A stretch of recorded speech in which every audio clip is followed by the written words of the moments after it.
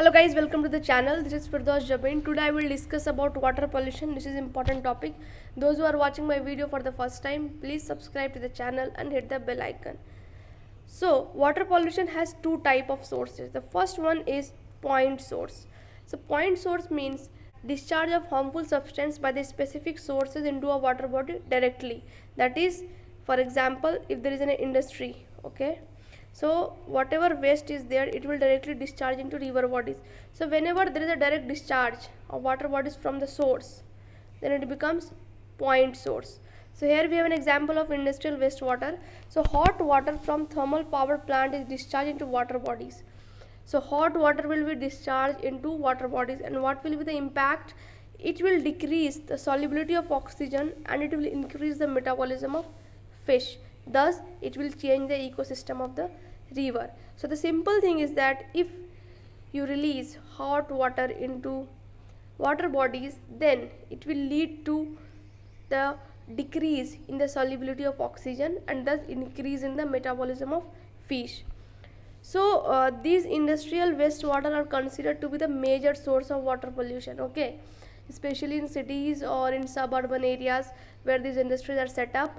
They will pollute the water bodies at a very high level to another degree because of the discharge of effluents, hot waters and other materials. Those are waste materials. Next we have another type, that is non-point source pollution. So under non-point source pollution, the relationship between the source of pollution and water bodies is not direct, it is indirect. I will explain you with the example of municipal wastewater. So whatever wastewater is from our home, that can be from kitchen or toilet, it will be carried out by the municipality, right? They will treat it and then they will discharge it into the water bodies. So here the source is home and the water bodies is here. So in between these two there is an intermediary. So it is non-point source pollution. Okay, I hope you must have understood the difference between point source and non-point source. So surface runoff, many a time when you are cultivating and using fertilizers and pesticides, they can seep into groundwater, and this is called leaching. Okay, so when they seep into groundwater, it will pollute the groundwater, right? So cultivation is also responsible for the pollution of groundwater because these fertilizers and pesticides have high nitrate contents.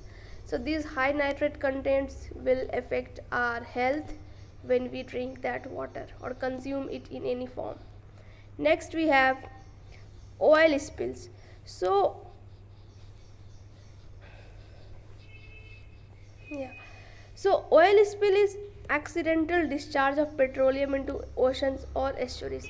So accidentally, if petroleum is discharged into water bodies, in oceans or estuaries or in any marine ecosystem, then the impact will be that this petroleum will prevent water to dissolve oxygen. That is, it will decrease the capacity of water to dissolve oxygen. That means content or composition of oxygen in the water bodies is going to be in crisis, and it will directly impact water bodies living organisms. That can be fish, that can be phytoplankton, that can be any form of plants or any form of animals who live in water. So they pollute the marine ecosystem. Next we have, what are the impact of water pollution on life? So the major impact is that it will decrease the oxygen content in water bodies. High level of organic waste, if you dump organic waste into water bodies, so this organic waste will demand decomposition, and to decompose there is a demand of oxygen. So this organic waste will use oxygen for the process of decomposition, and in that process there will be crisis of oxygen in the water for other water bodies, living organisms. So there is a term known as BOD. It stands for biochemical oxygen demand. So whatever is the demand of any organic waste in the water bodies, then it is defined as biochemical oxygen demand. So if there is high BOD, it means there is high dumping of organic waste. That means there is high demand of oxygen by the organic waste to decompose. So in that process it will lead to the destruction of phytoplanktons, molluscs, fishes, and so on. I hope you must have understood this, like it is very crucial. The major impact is that it will deplete the oxygen content in the water bodies. Next we have biomagnification or bioaccumulation. So biomagnification means accumulation of toxic chemical in the water bodies of organisms as we move from the primary consumers to the secondary consumers. So for example, there are small fishes, okay, and they have consumed some chemical. So these small fishes will be consumed by the big fish, okay, and these big fish will be consumed by the humans. So under that scenario, as we move from primary consumer to secondary consumer, what we see that accumulation of toxic chemical is higher as we move in the higher food chain. So chemicals become more and more concentrated as we move up in the food chain. So here in this human body, the chemical content is higher than these bigger fishes and the smaller fishes, okay. So this is biomagnification or bioaccumulation. Next is eutrophication. So eutrophication means that there is excessive nitrogen or phosphorus in their water bodies, and it will lead to the plentiful growth of simple plant life. And if there is a growth of plant life, that means the plant will demand oxygen, and the demand of oxygen will lead to the depletion of dissolved oxygen in water bodies for other organisms, that can be fish or any other plants, that aquatic plants. So it also leads to the excessive growth of algae and plankton. So it will lead to the algal bloom and the water quality will deteriorate. So it is also being declared as dead zone.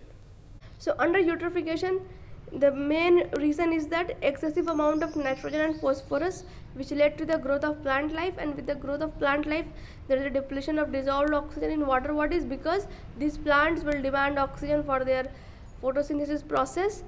So it will imbalance the marine ecosystem life, and it will directly impact aquatic lives. Next we have contamination of water by heavy metals. So many a time these small scale industries or large scale industries will release metals which are in the form of dust, but when they are released they will accumulate in their water bodies, and this will affect the quality of water there, the marine ecosystem, and the aquatic plants and animals that are residing, because maybe those animals start consuming these heavy metals and it will affect them. They may die, it may lead to the crisis, it may lead to the engendering of their species. So marine oil spills, I have discussed about this, that accidental spilling of petroleum into the ocean or water bodies, and this accidental spill of oxygen will this accidental spill of petroleum will act as a coating. It will coat the water bodies, and this will prevent the dissolving of oxygen into water bodies. So there is a problem with petroleum. So guys, this was today. If you like this video, then please like it, share it, and subscribe to the channel. You can join us on Telegram and follow us on Instagram. All the links are given in the description box below.